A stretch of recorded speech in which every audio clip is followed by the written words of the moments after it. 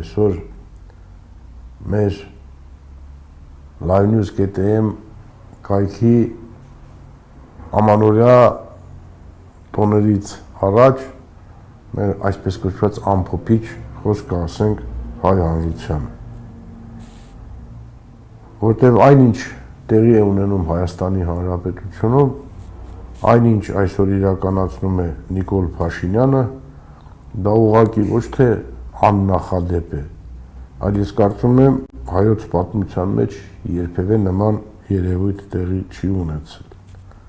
որ մեկը ով ողջ ազգին տանում է պարտության, ըստ էության ոչնչացնում է հայկական երկու պետականություններից մեկը, մյուսին տանում է ոչնչացման, իսկ այդ ընթացքում հայ ժողովուրդը չի ընդվզում, հայոց ընդդիմությունը չի ընդվզում,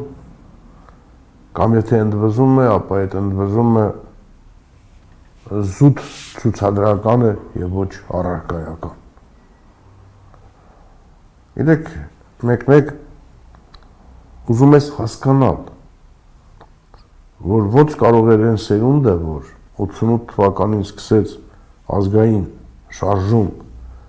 եւ բազմաթիվ անգամներով զիջելով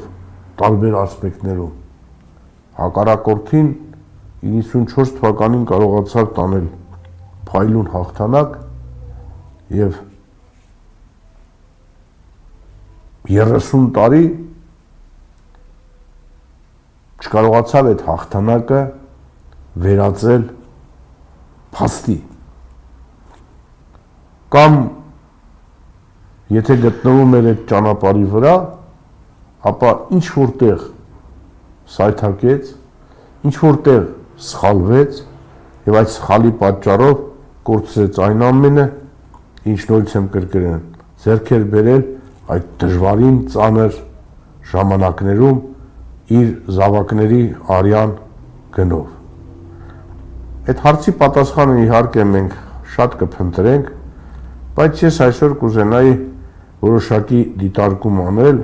հենց կապված այդ խնդիրների հետ, որտեղ կարծում եմ մենք ինքներս մեզ հետ շատ հաճախ ազնիվ չենք եւ այդ ոչ ազնվությունը հանգեցնում է նրան, որ մենք չենք կարողանում հենց այդ հարցերի իրական պատասխանը տալ, որտեղ մենք շատ ենք ասում, որ մեր ազգը առանձնահատուկ է, մեր ազգը առաջադեմ է, մեր ազգը գրագետ է, մեր ազգը արժանապատիվ է, մեր ազգը իր արժանապատվության համար պատրաստ է ամեն ինչի եւ այլն եւ այլն։ 18 թվականից սկսած, այսինքն այդ հայտարարակ հեղաշրջումից սկսված, արդեն 8-րդ տարին է, որ մեր ազգը բոլոր առումներով նվաստացվում է, բոլոր առումներով վարկաբեկվում է եւ զարմանալի են հատկանիշները, որ մենք վերագրել էինք մեր ազգին, այդ հատկանիշները որևէ դրսևորում չեն ունենում։ Լավ, ինչով է տարբերվում մեր այն հրամանատարը, որը դաշտային հրամանատար էր, որը որևէ կրթություն ռազմական չուներ, բայց կարողացավ 88-94 թվականին տանել փայլուն հաղթանակ։ Մենք չունեինք անկախ պետականություն որպես այդպիսին, չկային այդ անկախ պետականության համար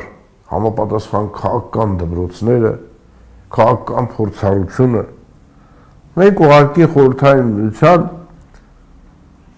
կենտրոնի բոլոր ձեռքբերումները, հաջողությունները, անհաջողությունները ուղղահայաց կերպով իջնում էր, դրանից բաժին էր հասնում մեզ, թե հաջողություններից, թե անհաջողություններից։ Այսինքն չունեինք նաև այդ քաղաքական դպրոցը, բայց կարողացանք 88, 94, ես կարող եմ ասել, մինչև 2018 թիվը հրաշալի մրցակցել գերտերությունների հետ եւ այդ մրցակցության մեջ կարողանալ դրսևորել մեզ որպես հավասարը։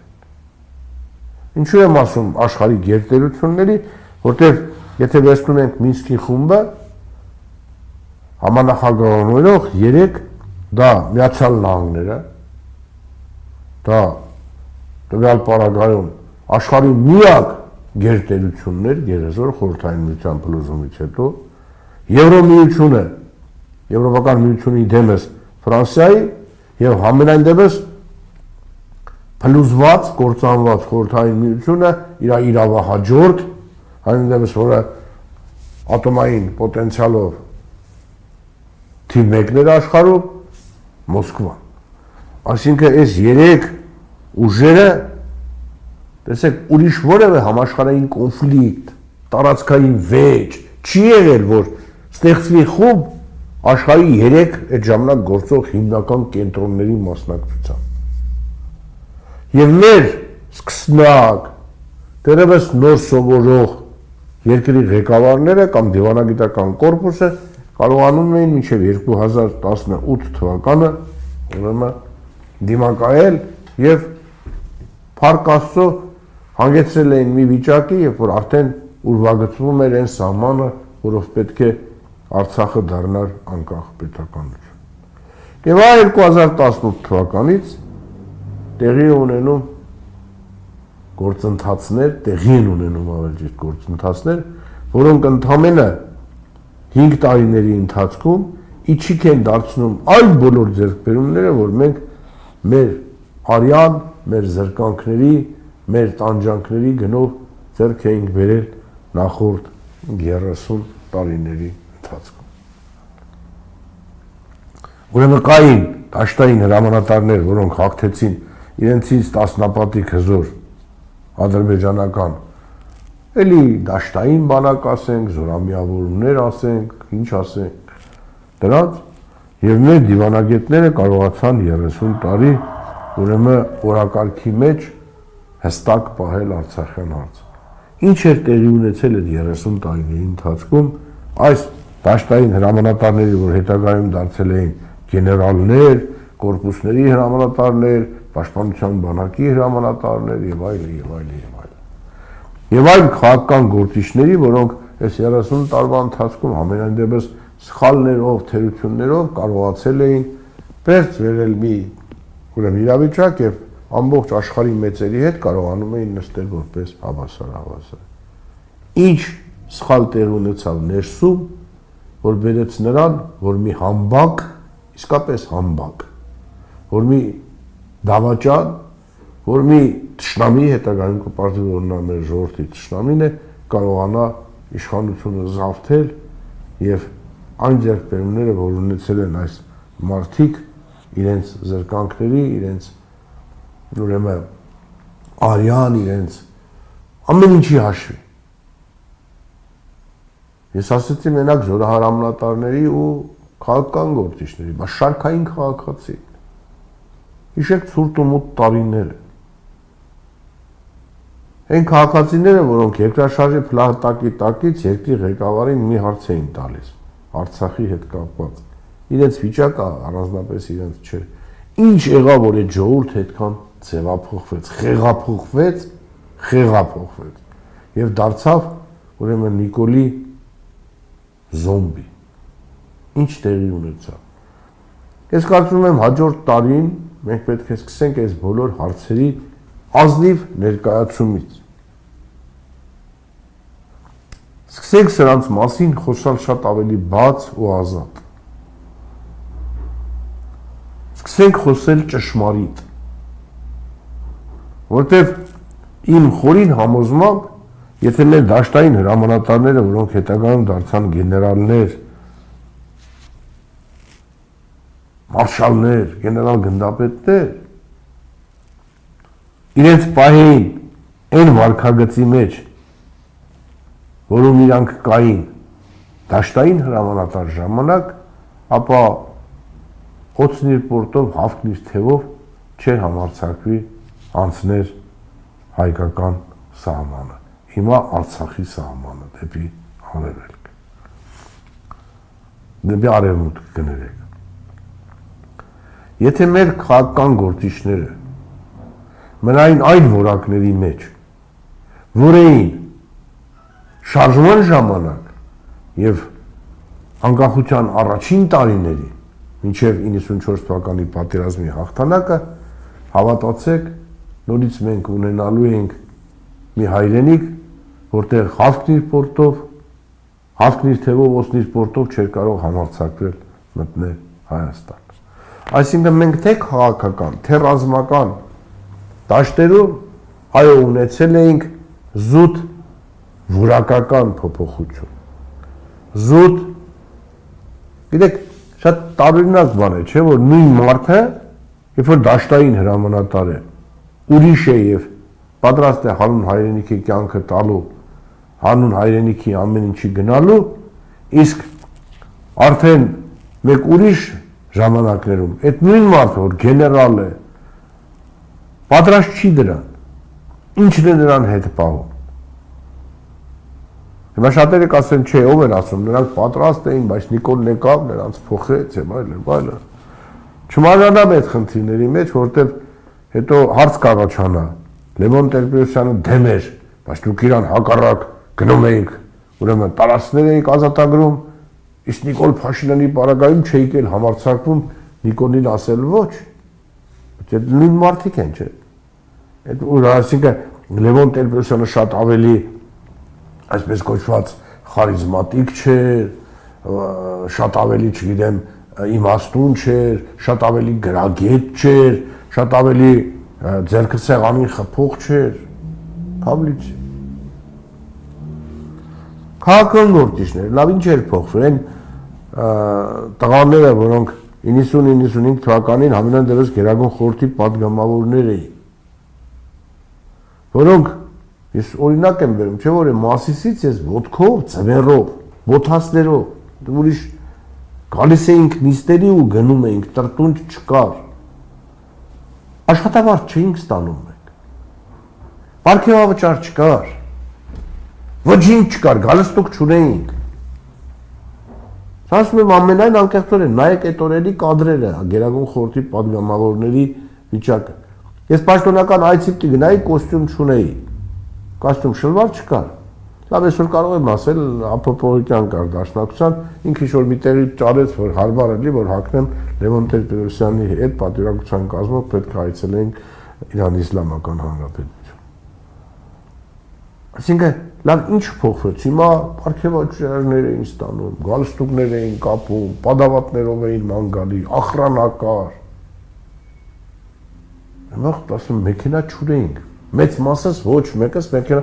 տրանսպորտով էին գալի գործի, ցուրտ ու մոտ տարիներ, սենակները ցուրտ, հագուշ չունեինք, բայց աշխատում էինք գիշեր ցերեկ։ Եվ այդ վիճակով, այո, երբ որ ես ասում եմ, եղել է ժամանակ, որ մեր պատգամավորներից շատերը, երբ որ դրսից պատվիրակություն էր գալի, ձեռները սեղանի տակից չէին հանում, որտեղ թևերը մաշված էր լինում, որպեսզի դիմացիները չտեսնեն, որ մենք մաշված կոստյումներով էինք նստած բանակցություններին, բայց կարողանում էինք պատվով այդ բանակցությունները տանել եւ մեր խոսքը որպես առաջնային անցկացնել։ Ինչը փոխվեց։ Բացի այն, որ սկսեցին հագնել աշխարհի ամենաթանկարժեք կոստյում շլվարները, ամենաթանկարժեք ուրեմն փողկապները, գալստուկները եւ այլն։ Ուրեմն մարդու սոցիալական վիճակի փոփոխությունը բերում է նաև մտածողության փոփոխության, բերում է նաև ընկալումների փոփոխության, բերում է շատ, որտեղ երբ որ գեներալը հարուստ է, գեներալը բիզնես ունի, այդ գեներալը կորցնելու բան ունի։ Ինքը չի ուզում զոհվել, ինքը չի ուզում հանուն հայրենիքի գնալ մինչև վերջ։ Եթե քաղաքական գործիչը, պետական այրը բիզնես ունի, քաղաքական այրը այլ երկրներում, չգիտեմ ինչեր ունի, սեփականություններ ունի, տարբեր բանկերում միլիարդներ ունի, բնականաբար ինքը չի ուզում կորցնել այդ ամեն ինչը։ Իսկ այն ժամանակ ոչինչ չուներ, կորցնելու բան էլ չուներ, ինքը ուներ մենակ հայրենիք։ Եվ այլևս այդ հայրենիքը կորցնելն էր իր համար դառնում մեծագույն ցավ, որտեվ պատահական չէ որ ասում են վայ են գեներալին, որ միլիոնատեր դարձավ, նրա համար այլևս հայրենիքը դադարում է գոյություն ունենալուց։ Վայ են պետական այրին, որ բիզնեսմեն դառավ, դրանից հետո ուրեմն պետությունը կորցնում է իր բոլոր այդ բաները այդ մարդու համար։ Արդեն գալիս է անձնական, կլանային, ընտանեկան շահը։ Եվ այս տրանսֆորմացիան եղել էր, մենք պետք է սրա մասին անկեղծ խոսենք, ազնվորեն խոսենք։ Եվ ասենք ինչն էր պատճառը եւ ինչն է նաեւ հիմա պատճառը, որ Նիկոլի այս խայտարակություններից հետո մենք Նիկոլին ուղղակի կներեք բարիս համար, բայց քաղաքական առումով պատերազմ չենք հայտարարում։ Այլ փորձում ենք հարմարվել Նիկոլի օրակարգին, Նիկոլի թելադրանքին, ուղղակի ակնկալելով, որ Նիկոլը մեր այդ քնքշության համար մեզ որոշակի փշրանքներ կտա վաղվա ընտրություններին, անցած ընտրություններին, կամ մեր նկատմամբ ավելի մեղմ կգտնվի, երբ որ մեր այսպես կոչված, ունեցվածքը պետք է պետականացնի կամ սեփականաշնորհի, որտեղ Նիկոլին իրականում որևէ մեկից որևէ բան առնելու ցանկություն չունի։ Այն որ ինքը կվերադարձներ թալանը, այն որ ինքը կվերադարձնի չգիտեմ, սա կեղծ ու սուտ թեզեր են եղել եւ հիմա են կեղծ ու սուտ թեզեր։ Որտեղ ամենամեծ թալանչինները հիմա կամ Նիկոլի հետ են, կամ Նիկոլի նկատմամբ շատ լոյալ են։ Ընդդեմ դրանք տարբեր կուսակցությունների անդամներ են, որոնք եղել են նախարարներ, նես նախարարներ, որտեղ անհնար է որ տասնյակ միլիոններ, հարյուրավոր միլիոններ թալանած չլինեն, բայց այդ մարդիկ գտնվում են միանգամայն ասենց բան վիճակում եւ նրանց անունը ոչ հիշում են, որտեղ նրանք չեն հիշում, որ Նիկոլ կա, նրանք չեն գալի միտինգների, նրանք չեն փորձում Նիկոլին քննադատել, նրանք սպասում են էլի հարմար ժայի մի, երբ որ կգա մի նորից իրանց այն իշխանությունը, որոնց ժամանակ իրանք ինչ որ բաներ արել են։ Հասկանում եք, իսկ նրանք ովքեր հիմա պայքարում են, թվում է թե իրանք առաջի գծում են, եթե իրանց թվում է որ ապա իրանց կհիշեն, չէ, կյանքը ցույց է տվել, որ նման մարդկանց չեն հիշում, պայքարողներին, արդարության համար մարտնչողներին առանձնապես չեն հիշում։ Նրանք ցանկալի են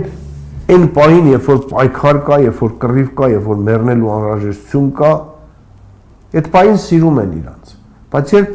իրանք հասնում են ինչ-որ բանի, որից հետո իրանք որոշող են դառնում, այլևս այդ կարգի մարդիկ իրանց պետք չեն, որտեղ այն ինչ-որ հետագայում իրանք պետք է անեն,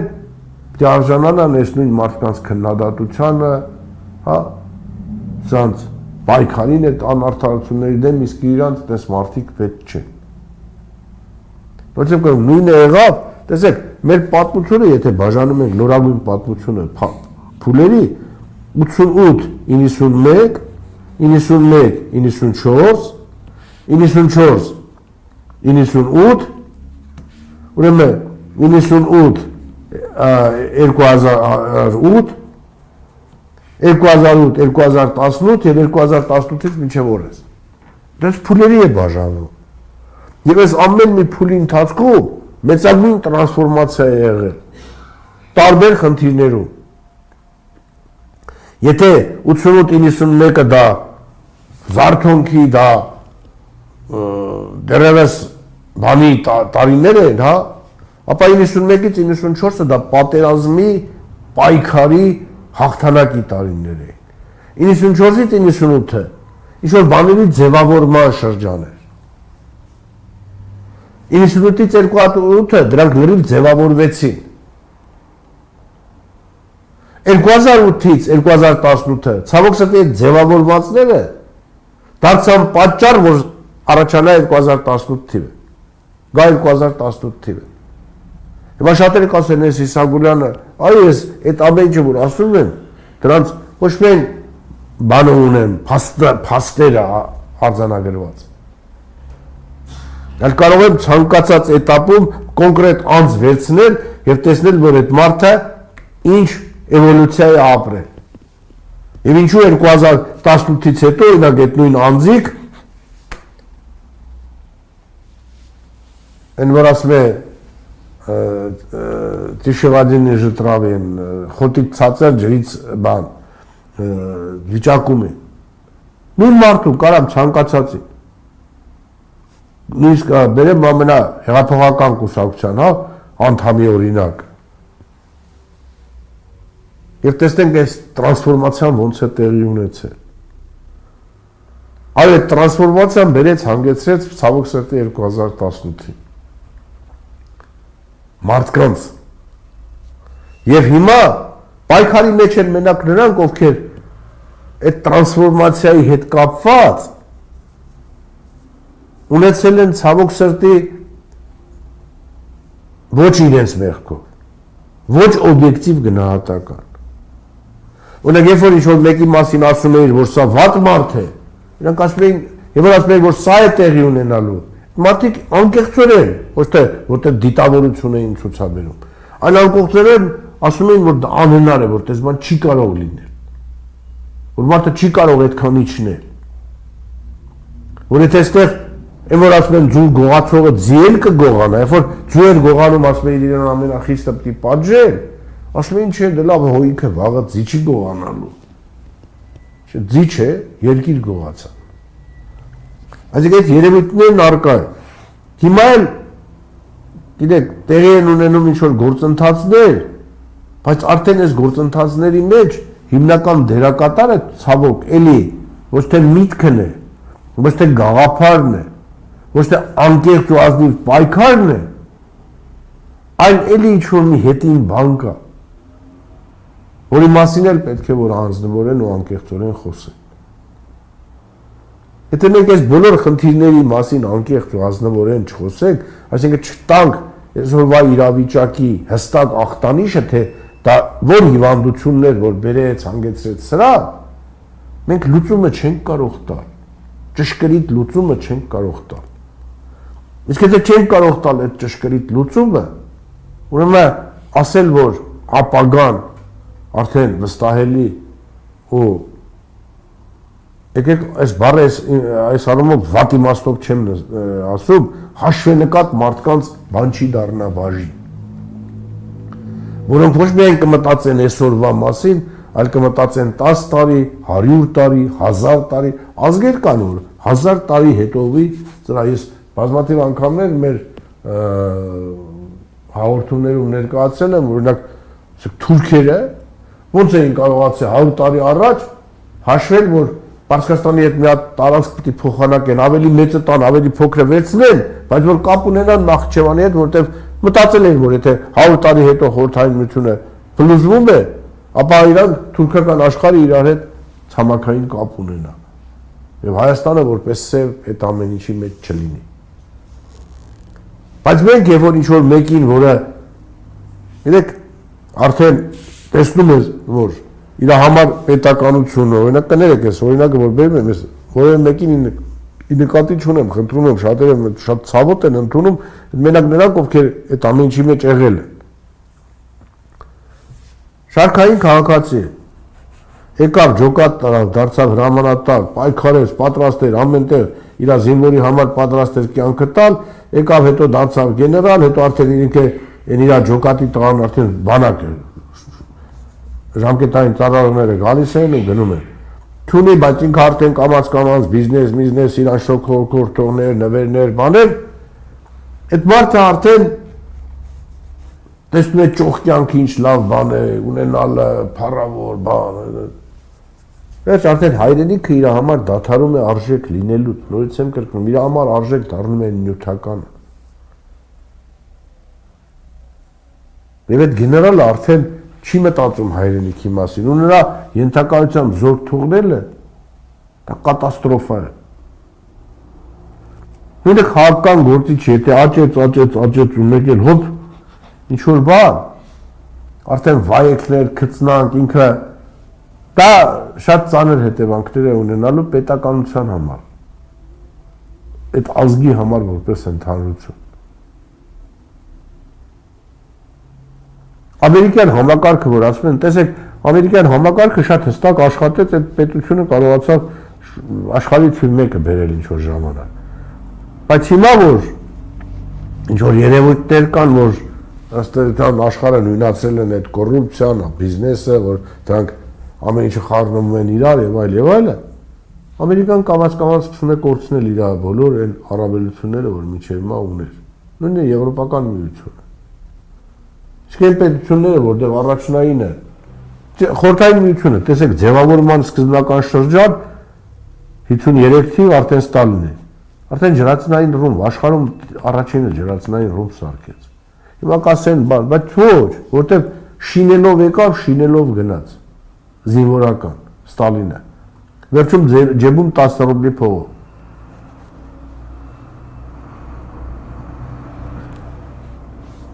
Հիմա կասեք ամենավատ օրինակը բերել, չէ։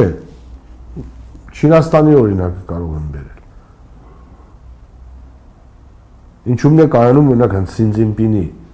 կամ Ռուսաստանը, որ հիմա վերելք է ապրում։ Իրանի Իսլամական Հանրապետությունը այս պայմաններում կարողանում է գոյատևել։ Իսկ հիմա ոչ թե գոյատևում է, այլ կարողանում է պատերազմ մղել գերեզոր պետությունների հետ եւ չպարտվել, չեմ ասում հաղթել։ Որտեղ ես բազմաթիվ անգամներ եղել եմ Պարսկաստանում, Այաթոլլահ Խամենեի կենսագրությունն ու նրա ապրելակերպն ու իր զավակների ապրելակերպը։ Այդ կարգի պետություններում ճիշտ է, էլի ինչ որ ուրիշ թևերում, բարերում կա, բայց կարևորը առաջի դեմքերի պահվածն ու հիմա Նիկոլը այս 25 թիվը մեր համար դարձրեց ամենաողբերգական տարին, ստորացման,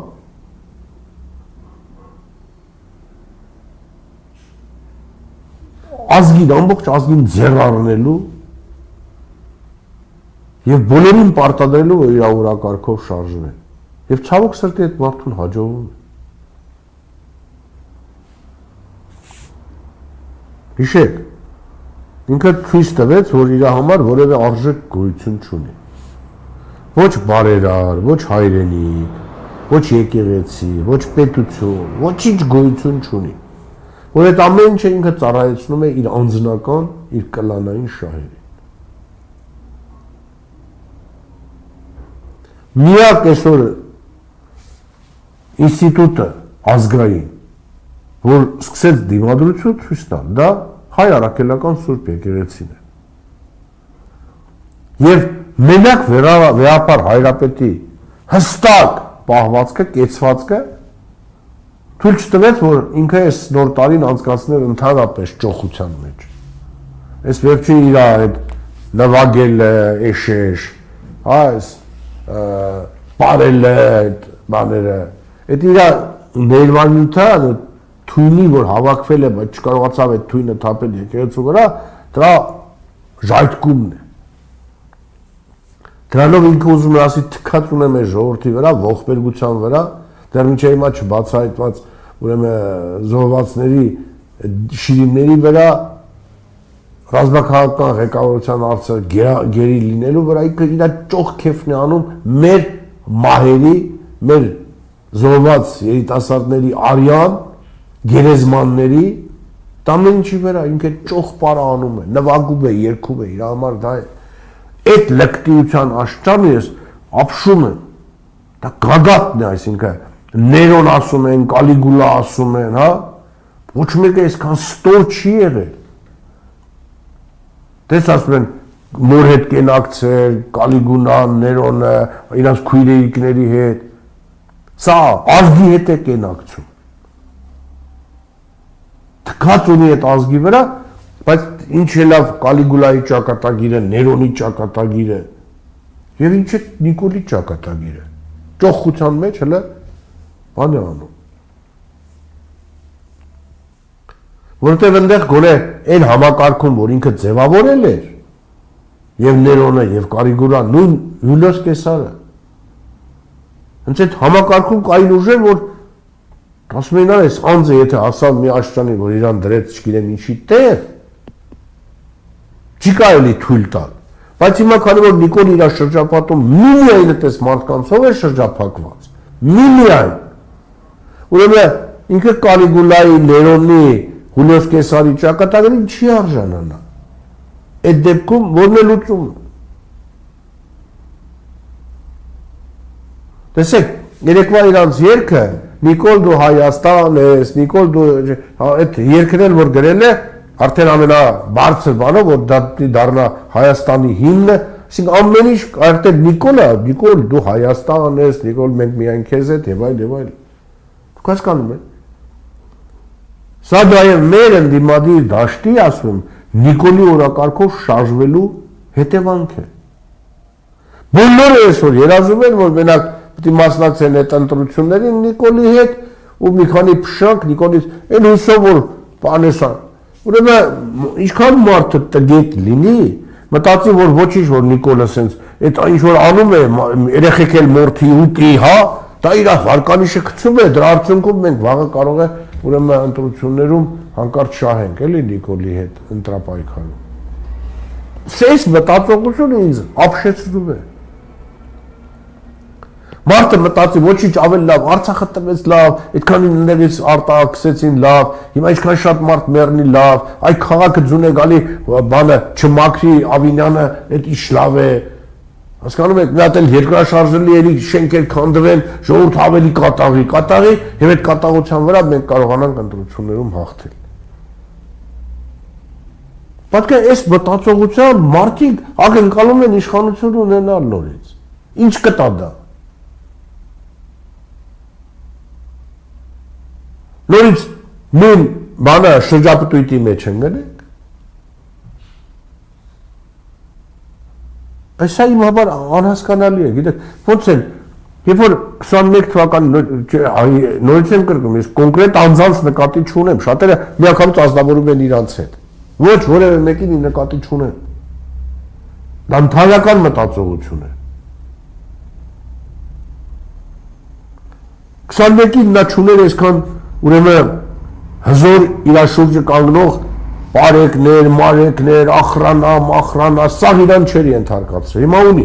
չուներ սենց բանակ, որ ամբողջությամբ իրան ենթարկվի, հիմա ունի, չուներ սենց ոստիկանություն, չուներ սենց ազգային անվտանգության ծառայություն, այսքան դատարաններն ու դատախազներն ու քննիչները վախեցած չէին, որ Նիկոլի ինչ ասի, անկախ նրանից հետևում է դրան, թե չէ կատարեն։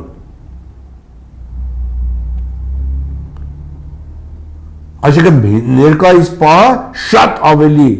ողբերգական ու ծանր է այդ առումով ընդդիմության համար, քան 21 թվականին, որտեղ պարտություն ժողովուրդը իսկապես բաներ, բանի մեջ էր, որ հարկավոր է Նիկոլից ազատվել ուղղակի։ Հիմա տես մտածողություն չկա Նիկոլից ուղղակի ազատվելու։ Եվ նոր մի քիչ առաջ մեր Հայկը շատ հստակ է ասում, ես իրա երկերը, այդ խոսքերը, որ հիմա արտաբերում են, նպատահական չի, մարդը ստեղծում է մի հատ իրավիճակ, որտեղ ինքը արդեն են բանը, ոսկեձուլ բանը չի է, հորթը, որին պաշտում են, ինքը իրան աստծո տեղ, արդեն որպես աստված, ժողովուրդը սկսելու է պաշտել իրան, զոմբիացնում են, այո, տենց իրավիճակներ, մարդը առաջներում, երբ որ ստրկատերը մեռնում էր, ստրուկը կամովին էր ինքը իրան սպանում, որտեղ չէր պատկերացնում, որ ինքը առանց այդ ստրկատիրոջ կարող է ապրել, բա իրանով է հասնալու։ Հիմա հայ ժողովուրդը, նրանք ովքեր Նիկոլա զոմբի են, Նիկոլից հետո աշխարհ չեն պատկերացնում, կյանքը չեն պատկերացնում։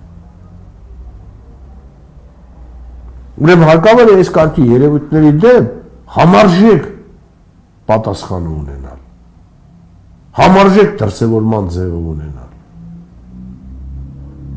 Նույնպես 25 թիվը ես ամենադեգրադացիայի մեծ շկալա ունեցող տարին էր։ Ավելի դեգրադացիոն տարի, թվում է թե նոր ուժեր, ինչ-որ բաներ են անում։ Չէ, այդքանի մեջ լույսը մենակ Վեհապար Հայրապետի կեցվածքն է, հայ առաքելական սուրբ եկեղեցու կեցվածքն է, որը գալիք տարի պետք է դառնա այն պատվանդանը, ներողություն եմ խնդրում ես բառից համար, բայց պետք է դառնա այն պատվանդանը, որի վրա պետք է կառուցվի նոր ազնիվ արդար ու հայեցի Հայաստանը։ նոր որակի Հայաստան։ Դրա համար են իրանք վախեցած մարդիկ հասել են այն տախմարության աշխարհին, որ քահանան կամ վարդապետը կամ եպիսկոպոսը կամ կաթողիկոսը քաղաքականությամբ զբաղվելու իրավունք չունեն։ Գերներ ցանկացած Հայաստանի Հանրապետության քաղաքացի քաղաքականությամբ զբաղվելու իրավունք ունի, այդ թվում նաև հայ առաքելական սուրբ եկեղեցու ցանկացած սպասավոր։ Ինչպես ցանկացած պետական պաշտոնյա իրավունք ունի գնա ուսանելու ճեմարանով եւ դառնալ քահանա, եթե բանը մինչեւ կաթողիկոս դառնալ։ Եվ որ ասում են եկեղեցին պետությունից անջատ է, սանասունները մարդկանց մասին են սկսել մտածել։ Եկեղեցին նույնականացնում են Ռեհափար Հայրապետի հետ, պետությունն էլ Նիկոլ Փաշինյանի հետ։ Գերներ, вообще Նիկոլը երբեք պետություն չի կարող լինել, չի էլ եղել, ոչ էլ Ռեհափար Հայրապետը դա եկեղեցի չի։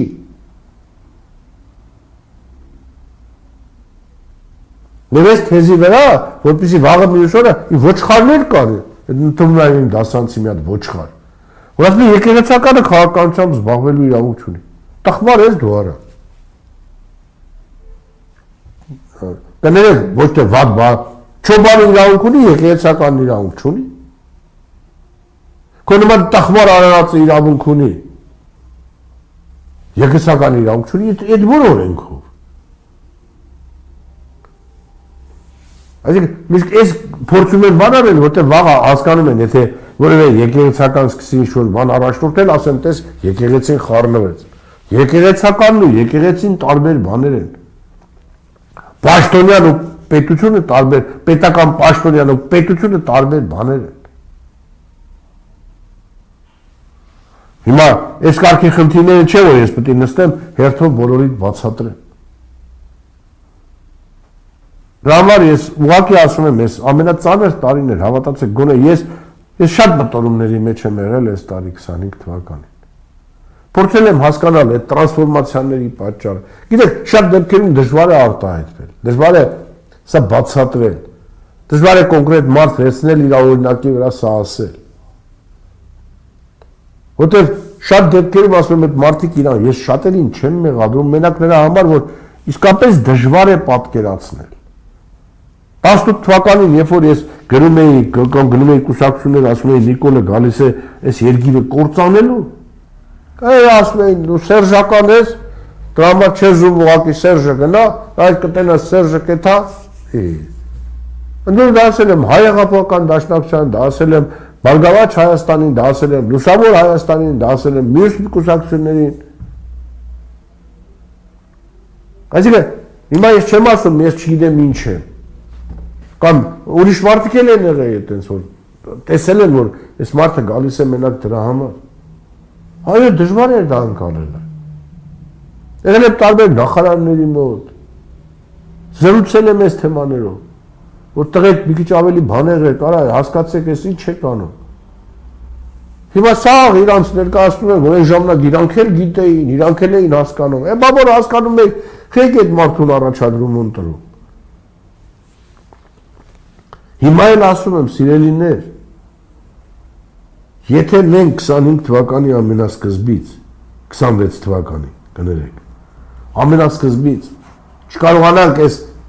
որոշեք, որ մի 10 օր ազնիվ ենք կլնում իրար հետ, 10 օր իրարից չենք տեղանում, 10 օր իրար հետ նստում ենք, ասում ենք, այ դու ինչումն էիր մեղավոր, ինչն էր քո մեղքը, որ սենց իրավիճակի առաջ եկաք, որից հետո որոշեք, որ տղեկ, այս արավելքի դեմ միասնաբար ոնց ենք պայքարելու, հաջողություն չեք ունենա։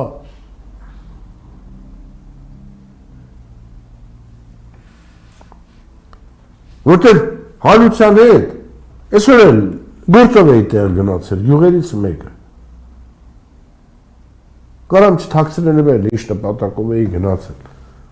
Դե մարդիկ են կանգնած են, իրանք էլ են բան առնում, դու էլ ես առնում, խոսում եք ինչ-որ։ Եվ այդ մարդիկ այդ պարագայում ազնիվ են խոսում։ Օրինակ ասում են, այս կոնֆիգուրացիայի դեպքում ինչ կանեն, այս կոնֆիգուրացիայի դեպքում ինչ կանեն, այս կոնֆիգուրացիայի դեպքում ինչ կանեն։ Հիմա դա ցավոք սրտի ես իրանց երբ որ ասում եմ, արա, ձեր մոտ գալիս են, չէ, տարբեր քաղաքական գործիչներ, կուսակցություններ, իրանց էլ այդ նույն ասում են, ինչ գործ ունեմ ասեմ։ Բայց ասեմ, չէ որ տենց եք մտածում, այլ ասեք որ այդ մարդիկ իրականությունը պատկերացնեն, ճշմարտությունը տեսնեն։ Մի խոսքով 25 թիվը շատ ծանր թիվ էր։ 25 թվի ամենապայծառ բանն է որ վեհապար հայրապետը կարողացավ ուրեմն քաջաբար դիմադրել են ամեն ինչին ինչ որ փորձում էին նրա նկատմամբ անել։ Մեծամույն աջակցություն ես մեր սրբազաններին, որոնք նստած են։ Իհարկե դրսևորվեց հայրաքելական Սուրբ Եկեղեցում նաև բացասականը որ կար 10 տիրադավերը, բայց հավատացեք, որ այս իրավիճակի համար այդ 10-ը շատ փոքր թիվ է, զրոյական։ Թե այդ Վազգենը, թե Կճոյանը, թե մյուսները վաղուց պարզ էր, որ դրանք, ես ուղղակի այդ քանի մեջ միայն իմ համար տարօրինակ եղել է Սիոն Սրբազանը, բայց հետո պարզվում է, որ ինքը ինչ-որ մեկի վեցնոցն է Կճոյանի։ Դա ինձ հետո են սկսել պատմել։ Մարդու մտածել էի, որ միշտ հետո հանդիպել եմ, զրուցել եմ, վրա թողել էր բանտը։ Թե չէ Վազգենը, Կճոյանը, մյուսները ի սկզբանե պարզ էր դրանք ինչեր են։ Ոչինչ, սա էլ մաքրվում է մեր եկեղեցին։ Ուրեմն, քանի որ տարին ավարտվում է եւ սա ըստ էության ամփոփիչ բան է, որտեղ մեր լրագրողուհիները հատկապես պիտի հասցնեն գոնե այս երկու օրը հատ խաղացք բանման պատրաստել, մենք որոշեցինք մի օր իրան շուտ ասենք որ կարող են հանգստանալ, նաև ինչու՞ չէ մեր հատկապես օպերատորները, հատկապես Հայկը մեր Սինդոյան, հատկապես Ռաֆիկը մեր, որոնք իսկապես աշխատի ամենաերկար, այսպես որ առավոտից մինչև իրիկուն իրանք են։ Ըստում նաև ինչու՞ չէ մյուսները գոնե երկու հնարավորություն ունենան իրանց կանանց պատվերները կատարելու, թե չէ արդեն ընտանիքներում կռիվ է ընկնում, որ ուրիշները այ առնում բերում են, իսկ դուք չեք առնում, չեք բերում, հենց որ այդ առումով այսօր, քանի որ ամփոփիչն է, բոլորիդ շնորհավորում եմ հալիք տարվա համար, եկեք իրենց անենք, որ 26 թիվը դառնա մեր ժողովրդի համար ազատագրության տարի։ Ցանկանում եմ բոլորիդ երջանկություն, մեր հատկապես ռազմաքաղաքական Արցախի ղեկավարությանը, որ Բաքվի բանտերում է իրանց տոկունություն։ Մենք իրանց վրեժը պետք է լուծենք անպայման։ Գալու է այդ օրը։ Իրանց ընտանիքներին ուղղակի համբերություն եմ ցանկանում։ Բոլորը եղել են իմ ընկերները։ Բոլորի հետ հաց եմ կերել, բոլորի տներում եղել եմ։ Ինձ համար հիմա շատ ծանր է, հասկանում եք, որ ես նոր տարի անեն, չգիտեմ նույնիսկ ինչ եմ ասելու, ասենք երեխեքիս, թուրներից, որտեվ այդ պարին անպայման, որտեվ ամեն տարի նոր տարին էլի ընկերներ կան, որոնց անունները տամ հիմա կարող է ոմանք մինչև հիմա դեռ նստած են։ Ես նոր տարին ամեն տարի գնում էինք մատաղ էինք տանում, նախ ես բարձրանում էի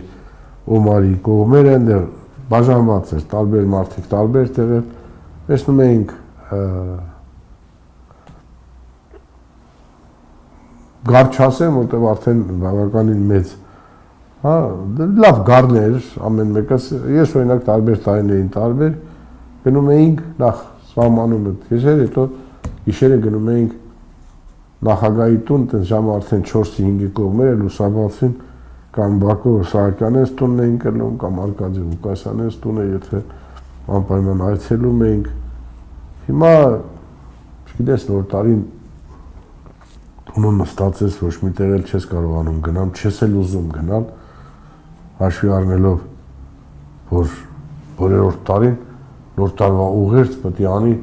չնայած պետության գլուխը դա նախագահն է։ Նիկոլը գործադիր իշխանության ղեկավարն է։ Օրենքով դի նախագահն ուղերձ անի, ես ուրեմն ստահակի ուղերձն ենք լսում, ես չեմ լսում իհարկե, բայց մեկը ոնց էլ չլսես, մեկը ասում են թե իր մտքերի արտահայտ է։ Եվ դա ես համարում եմ արժան չէ, որ ես լսեմ եւ հաշվի առնելով նաեւ շատ ուրիշ հանգամանքներ, ուղղակի ասում եմ, եկեք այս նոր տարին անցկացնենք, բոլորիդ նոր տարին շնորհավոր, բայց մաղթանքս, ցանկությունս մեկն է, որ 26 թվականը սկսենք միանգամայն ուրիշ տրամադրությամբ, ուրիշ չափորոշիչներով, մենք փոխենք ինքներս մեզ փոխենք, հավատացեք ու դրանից հետո շատ բաներ կփոխվի, շատ բաներ կփոխվի, և 26 թիվը կդառնա մեզ համար ազատագրության տարի, Նիկոլենց համար դա կլինի ողբերգության տարի, մեր Արցախի ռազմաքաղաքական գերիների համար ազատության տարի, Արցախի համար վերադարձի տարի, հավատացեք, շատերը որ ես ամանում եմ որոշ քաղաքական գործիչների մեծ փորձառություն ունելու, որ Արցախի համար համարում են դե արդեն դա շատ դժվար է, մենք կարող ենք մտածել մենակ Արցախահայության վերադարձի մասին, ոչ, ամեն ինչի մասին էլ կարող ենք հանգիստ մտածել։ Ես ոնց որ 18 թվականին գիտեի, որ ես ոհմակը գալիս է Արցախը հանձնելու, նույնքան եւ հիմա վստահ եմ, որ ես ոհմակի գնալից հետո այդ բոլոր խնդիրները հետ են ֆռռալու։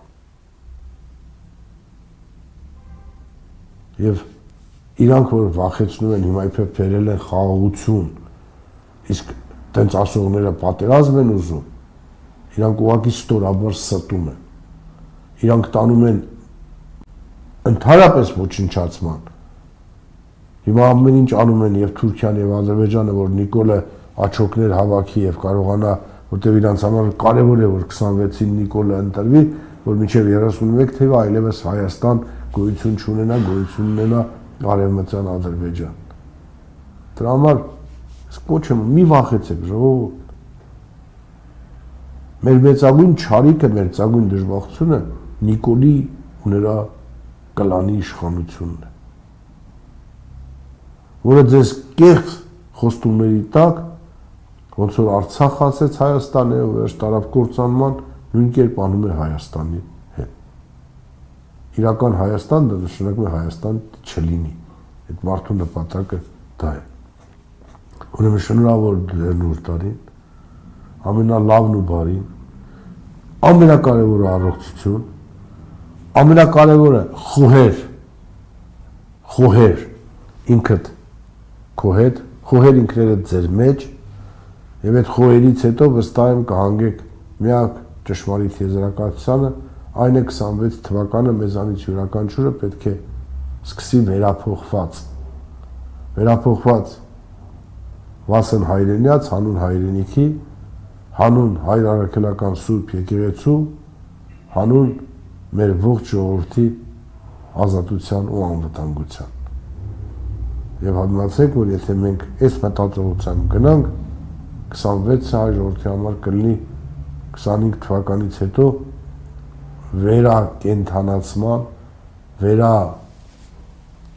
ինչ ուզում եք ընձուղման, ինչ ուզում եք այդ բառերը օգտագործեք։ Եվ մենք այս Փյունիկի նման կհառնենք նորից եւ ամբողջ աշխարհը ստիված կլինի մեզ հետ հաշվի նստել, իսկ Աստված վստահաբար